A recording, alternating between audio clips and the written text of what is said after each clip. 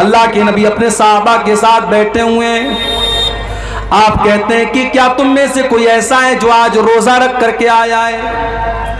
अबू बकर सिद्दीक कहते हैं कि हाँ अल्लाह के नबी मैं रोजा रख करके आया हूं। आप पूछते हैं क्या कोई ऐसा है जिसने आज किसी गरीब को खाना खिलाया है? अबू बकर सिद्दीक कहते हैं हाँ अल्लाह के नबी मैंने एक गरीब को खाना भी खिलाया है। आप पूछते हैं कि क्या कोई ऐसा भी है जिसने किसी मरीज की अयादत की है? हाँ अल्लाह के नबी मैंने एक मरीज की अयादत भी की है। आप पूछते हैं क्या कोई ऐसा भी है जो किसी मुसलमान के जनाजे में शामिल हुआ है?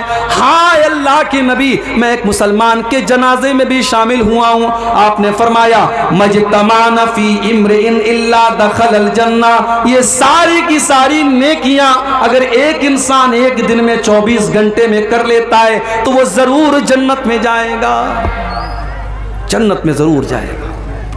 ये अबू बकर सिद्दीक, नेकी के मामले में पहले नंबर पर हजरत अबू बकर सिद्दीक का नाम आता है। मेरे भाइयों हमें और आपको भी नेकी के मामले में आगे रहना चाहिए। आज कितने लोग हैं जुमा की नमाज में, अगर 1 बजे जुमा की नमाज होने वाली है तो 12:55 पर उनकी शक्ल नजर आती है मस्जिद में।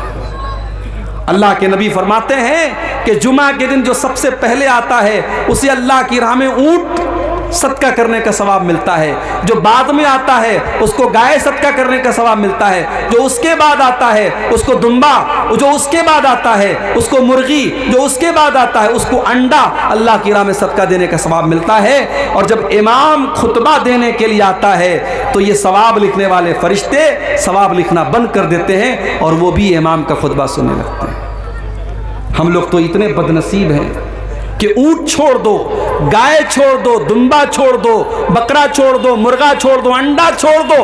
कितने बदनसीब ऐसे लोग हैं कि जुमा के दिन वो तब आते हैं जब इमाम का खुतबा स्टार्ट हो जाता है, बल्कि जमात शुरू होने के 5 मिनट पहले वो मस्जिद में आते हैं। ऐसा नहीं होना चाहिए मेरे भाई। इस्लाम आपको नेकी के मामले में आगे आगे रहने का हुक्म देता है।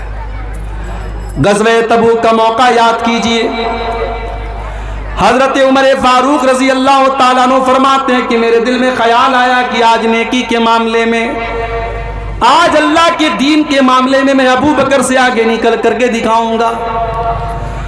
वो अपने घर आते हैं, अपने घर का सारा सामान इकट्ठा करते हैं और सारे सामान को 2 भाग में वो बांट देते हैं और एक भाग अपने घर में छोड़ देते हैं और एक हिस्सा अल्लाह के नबी के पास लेकर के आते हैं। अय अल्लाह के नबी आज इस्लाम को मेरे माल की जरूरत है, देखिए मैं अपने घर का माल लेकर के आया हूँ। नबी अकरम पूछते हैं कि अय उमर घर वालों के लिए कुछ छोड़ के आए हो कि नहीं आए हो? अय अल्लाह के नबी आप परेशान ना हो, मैं आधा लेकर के आया हूँ, आधा छोड़ करके आया हूँ।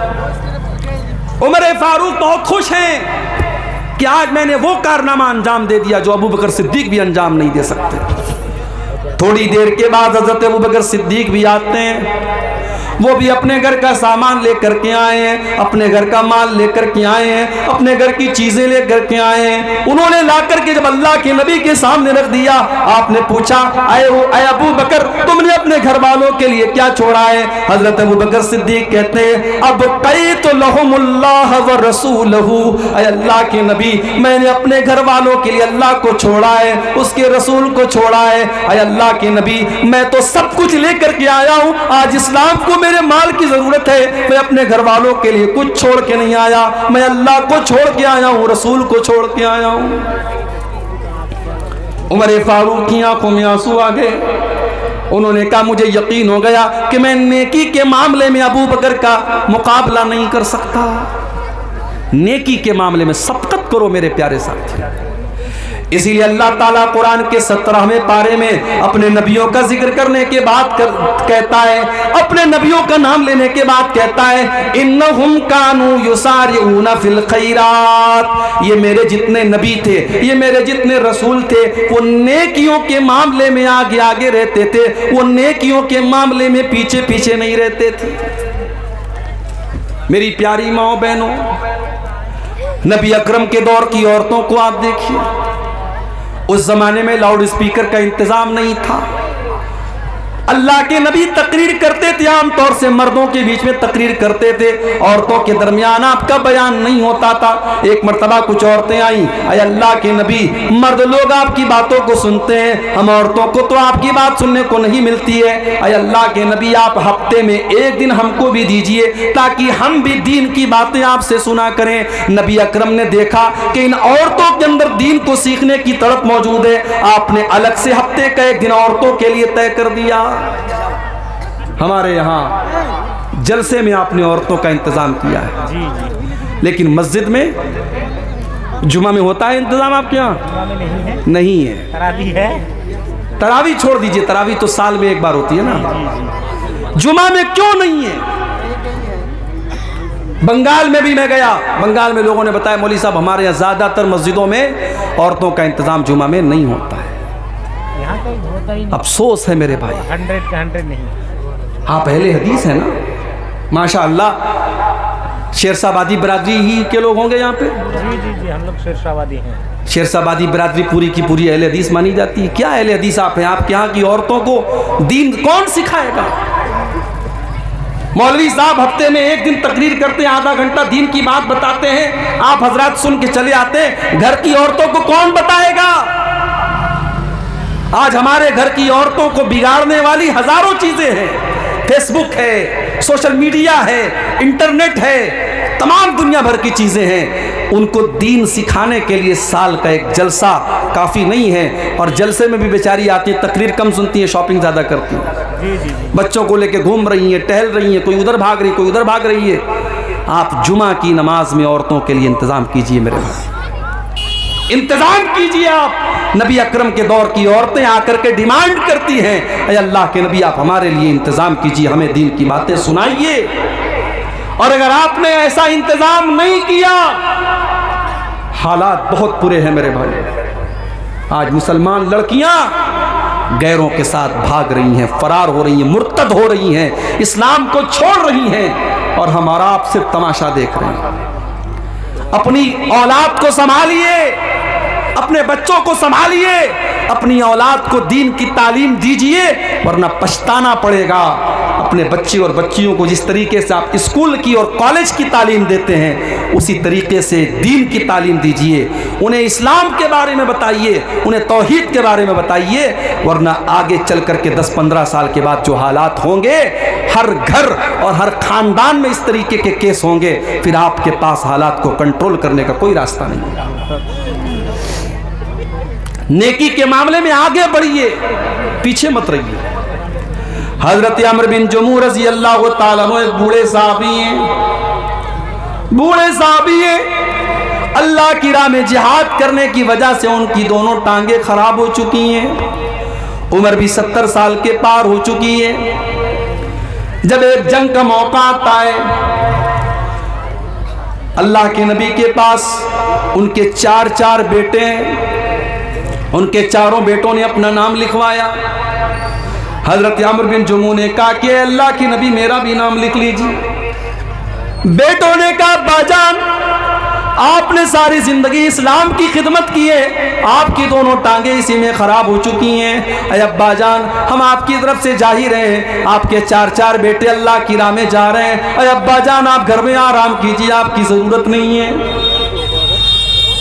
बाप ने कहा नहीं, ठीक है मैं लंगड़ा हो चुका हूं, ठीक है मेरी टांगे काम नहीं कर रही हैं, मगर मेरे बाजुओं में आज भी ताकत है, मैं दुश्मनों के छक्के छुड़ा सकता हूं, मैं अल्लाह की राह में जिहाद करना चाहता हूं। तुम कौन होते हो मुझे रोकने वाले?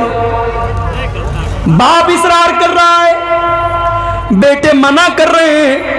मामला अल्लाह के नबी के पास आता है। बेटे कहते हैं अल्लाह के नबी मेरे बाप को समझाइए, उनको बताइए, वो तो बूढ़े हो चुके हैं, उनकी दोनों टांगे काम नहीं कर रही हैं। अल्लाह के नबी ने हजरत अमर बिन जमू से कहा कि आप मत जाइए, आपको जरूरत नहीं है। कहा अल्लाह के नबी मैं चाहता हूं कि मैं इस जंग में जाऊं और मैं शहीद हो जाऊं और मैं अपनी इन्हीं लंगड़ी टांगों के साथ मैं जन्नत में चला जाऊं। नबी अकरम ने उनका जज्बा देखा, उनके दिल का जज्बा देखा। आपने बेटों से कहा जाने दो, इनको अल्लाह की राह में जाने का शौक है, इनके अंदर जज्बे जिहाद है, इनको रोको मत, इनको जाने दो। चुनांचे जंग होती है और हजरत अम्र बिन जमू अल्लाह की राह में जिहाद करते हुए उसी हालत में शहीद हो जाते हैं। ये थे नबी के सहाबा, नेकी के मामले में आगे आगे रहने वाले। हम और आप नेकी के मामले में पीछे रहते हैं, इंतजार में रहते हैं कि हमें कोई जब मोटिवेट करेगा, जब कोई कहेगा तब हम ये काम करेंगे। मेरे प्यारे साथियों, नेकी के मामले में आप आगे बढ़िए। नबी अकरम के सहाबा को आप देखिए, अब्दुल्ला बिन मसूद रज़ी अल्लाह ताला अन्हु बहुत बेहतरीन कुरान पढ़ा करते थे। इतना अच्छा कुरान पढ़ते थे कि एक मर्तबा अल्लाह के नबी रास्ते से जा रहे थे, अब्दुल्ला बिन मसूद के कुरान की तिलावत की आवाज आपके कानों में पड़ी। आपने फरमाया, जिसको कुरान बिल्कुल ताजा ताजा सुनना हो वो अब्दुल्ला बिन मसूद के मुंह से कुरान सुन ले। आज है आपके दरमियान ऐसे कुरान पढ़ने वाले हैं? कुरान पढ़ने वाला कोई होता भी है तो उसके फटे कपड़ों की वजह से हमें लगता है ये मदरसे में पढ़ने वाला बच्चा है, हम उसको हकारत की नज़र से देखते हैं। स्कूल में टाई और पैंट और कोट पहन करके जाने वाला हमें अच्छा लगता है, और मदरसे में फटा पुराना कपड़ा पहन करके पढ़ने वाला, दिन भर कुरान की तिलावत करने वाला हमें बुरा लगता है। मेरे प्यारे साथियों, उस स्कूल के सूटेड बूटेड बच्चे से बेहतर है उस मदरसे में पढ़ने वाला मैला कुचैला कपड़ा पहन करके दिन रात कुरान पढ़ने वाला। इसलिए कि अल्लाह के नबी फरमाते हैं, खैरुकुम मन तअल्लमल कुरान व अल्लमहु, तुम में सबसे बेहतरीन इंसान वो है जो कुरान को सीखता है और सिखाता है, कुरान को पढ़ता है और पढ़ाता है। अब्दुल्ला बिन मसूद इतना अच्छा कुरान पढ़ते थे, अल्लाह के नबी ने फरमाया कि जिसको सुनना हो कुरान बिल्कुल तरोताजा, वो अब्दुल्ला बिन मसूद के मुंह से कुरान सुन ले। जब अल्लाह के नबी ने ये बात बयान की, हजरत उमर फारूक के दिल में ख्याल पैदा हुआ कि ये बात अब्दुल्ला को बतानी चाहिए। उन्होंने रात के 12 बजे, आधी रात को उन्होंने जाकर के अब्दुल्ला बिन मसूद के दरवाजे को खटखटाया। अब्दुल्ला बिन मसूद ने दरवाजा खोला, देखा हजरत उमर आए। क्या बात है उमर, क्यों आए हो? आए अब्दुल्ला, मुझे मालूम है कि ये वक्त मुनासिब नहीं था, रात के 12 बज रहे हैं, आधी रात हो चुकी है, लेकिन मैं तुम्हें एक बात बताना चाहता हूं, अल्लाह के नबी ने तुम्हें एक खुशखबरी दी है। क्या खुशखबरी दी है? कहाँ है अब्दुल्ला? नबी अकरम ने आज तुम्हारी तिलावत की आवाज सुनी थी, तो नबी अकरम ने फरमाया था कि जिसको कुरान सुनना हो, बिल्कुल ताज़ा ताज़ा कुरान सुनना हो, वो अब्दुल्ला के मुंह से कुरान सुन ले। मैंने सोचा कि मैं आधी रात को मैं जाकर के तुमको बता दूं, ताकि सबसे पहले मैं ये खुशखबरी तुम्हें सुना दूं। एक मुसलमान को अच्छी खबर देने में भी सवाब मिलता है, मैं ये खबर तुम्हें सुनाने आया हूं। हजरत अब्दुल्ला ने कहा कि आपने थोड़ा सा लेट कर दिया, थोड़ा सा आपने डिले कर दिया, थोड़ा सा लेट कर दिया। अभी थोड़ी देर पहले हजरत अबू बकर सिद्दीक आए थे और उन्होंने ये खबर मुझे दे दी है। हजरत उमर ने पेशानी पकड़ के कहा कि अबू बकर, उमर तेरा मुकाबला नहीं कर सकता। मेरे प्यारे साथियों, ये नबी के सहाबा थे जो नेकी के मामले में सबकत करते थे। आज हम कारोबार में सबकत करते हैं, ज़मीन जायदाद में सबकत करते हैं, दुनिया के ऐशो आराम में सबकत करते हैं, लेकिन हम जन्नत के लिए सबकत नहीं करते। सूरह आले इमरान की ये आयत हमें यही मैसेज दे रही है, वसारिऊ इला मग़फ़िरतिन मिर रब्बिकुम व जन्नतिन, मेरे बंदो तुम अल्लाह की जन्नत को पाने के लिए और अल्लाह की मग़फ़िरत को पाने के लिए जल्दी करो। मेरे प्यारे नौजवान साथियों, जब हम आपसे नमाज के बारे में कहते हैं, आप कहते हैं मौलवी साहब अभी तो जवानी की अय्याम है, अभी तो मौज मस्ती के दिन है, जब 40 साल के हो जाएंगे, 50 साल के हो जाएंगे, हम नमाज भी पढ़ने लगेंगे, हम दाढ़ी भी रख लेंगे, हम हाजी भी हो जाएंगे। कौन गारंटी लेगा, कौन गारंटी लेगा कि आप 50 साल तक जिंदा रहेंगे, 60 साल तक जिंदा रहेंगे? एक एक्सीडेंट आपकी जिंदगी बदल सकता है, एक हादसा आपको खत्म कर सकता है, एक बीमारी आपको बर्बाद कर सकती है।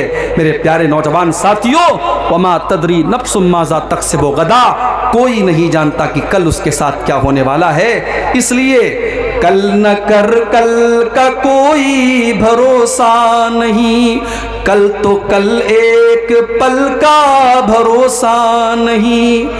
फिक्र उक़बा की कर आज ही बेखबर, फिक्र उक़बा की कर आज ही बेखबर, कल न कर कल का कोई भरोसा नहीं, कल तो कल एक पल का भरोसा नहीं।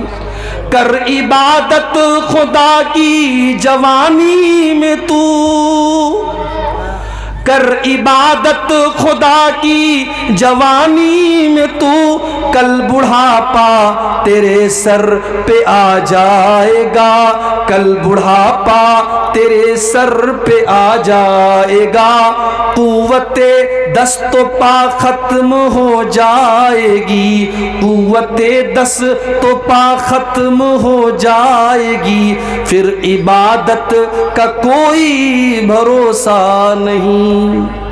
कल का कोई भरोसा नहीं है मेरे नौजवान साथियों। नेकी के मामले में सबकत करो, मिसाल दे दुनिया कि हाँ ये लड़का नेकी के मामले में आगे रहता है। मस्जिद में नमाज पढ़ने जाओ तो पहली सफ में रहो, इबादत के मामले में सबकत करो। किसी को धोखा देना कैसा है, बहुत अच्छा काम है, दिया करो भाई धोखा। अब ये सब पूछने की बात है। जो इमाम साहब अक्सर झूठ बोले, वालिदैन की नाफरमानी करे और कभी कभार चोरी करे, उसकी इमामत में नमाज पढ़ना कैसा है? लग रहा है इमाम साहब से दुश्मनी हो रही है।